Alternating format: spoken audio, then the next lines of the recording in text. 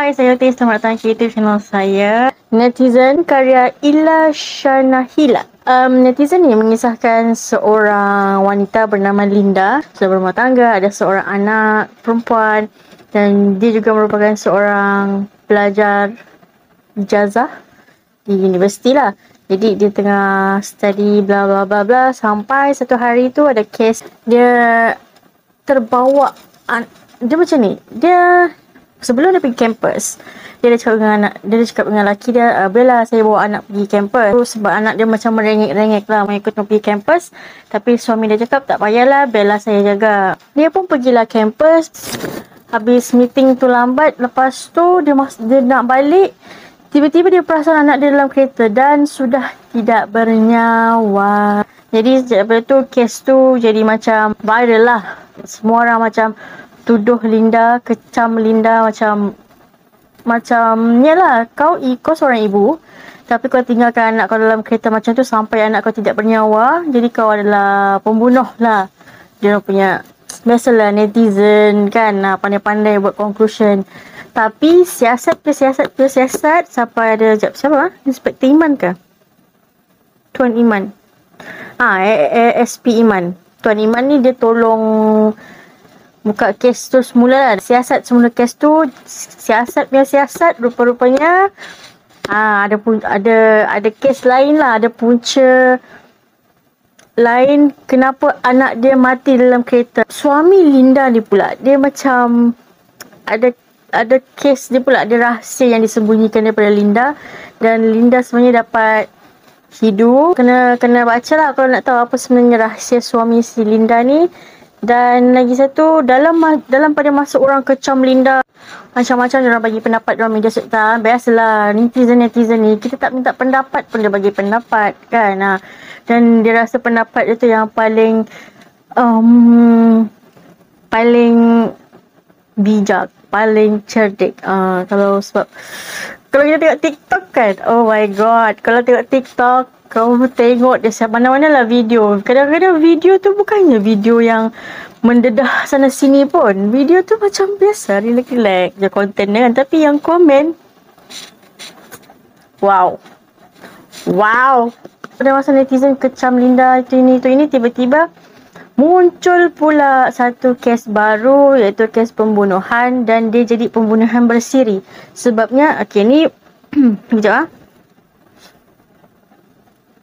Kalau dilihat daripada jari yang dipotong oleh suspek, kes ini memang ada kena-mengena dengan Linda. Apa kaitannya tuan? Jari.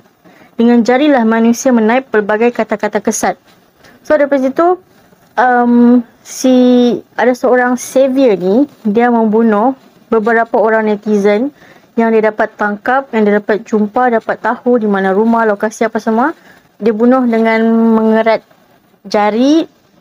Semua jari ni, 10 jari dia kerat. Lepas tu dia masukkan dalam kotak dan dia hadiahkan 10 jari itu kepada Linda. Dia macam, nah Linda, I did this for you. I help you to shut their mouth. Contoh macam tu lah. Tapi bila jadi macam ni, jadi kes pembunuhan macam ni, kes pembunuhan bersiri, pihak polis terpaksa buat sesuatu lah kan. Walaupun niat dia sebenarnya murni untuk tolong si Linda, macam hentikan komen-komen macam tu di media sosial kan. Tapi bila jadi kes pembunuhan bersiri pula tu, pihak polis terpaksa buat sesuatu lah. Dan ya, kalau mau tahu siapa sebenarnya savior Linda tu, dia guna username Olum. Jadi macam setiap gambar ataupun artikel, lepas tu kalau tengok komen-komen bawah-bawah tu kan, kecaman-kecaman, wow, semua bergaduh-gaduh, tiba-tiba Olum reply, bukan emoticon lah, dia macam smiley macam tu. Maksudnya orang-orang yang ada dalam tu akan jadi mangsa seterusnya lah, macam tu.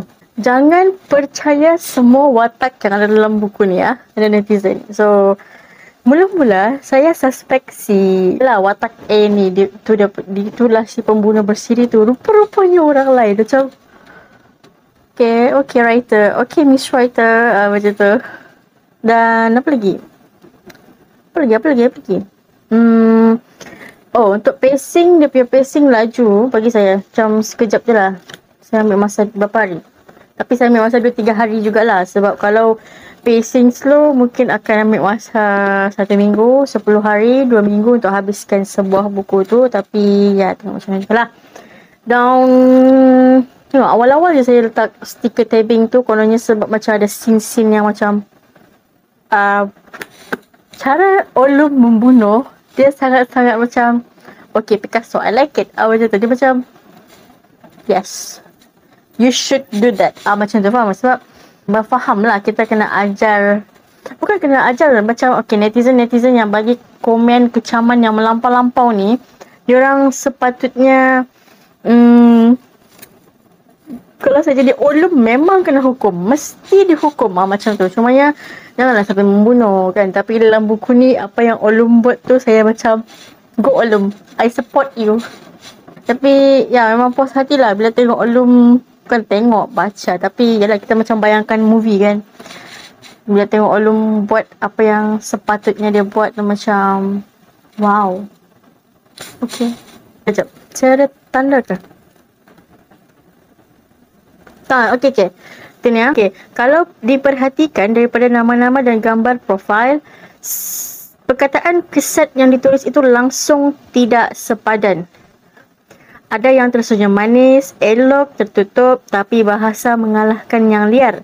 Ada yang kacak bergaya, tapi lontaran ayatnya langsung tak sekacak rupa.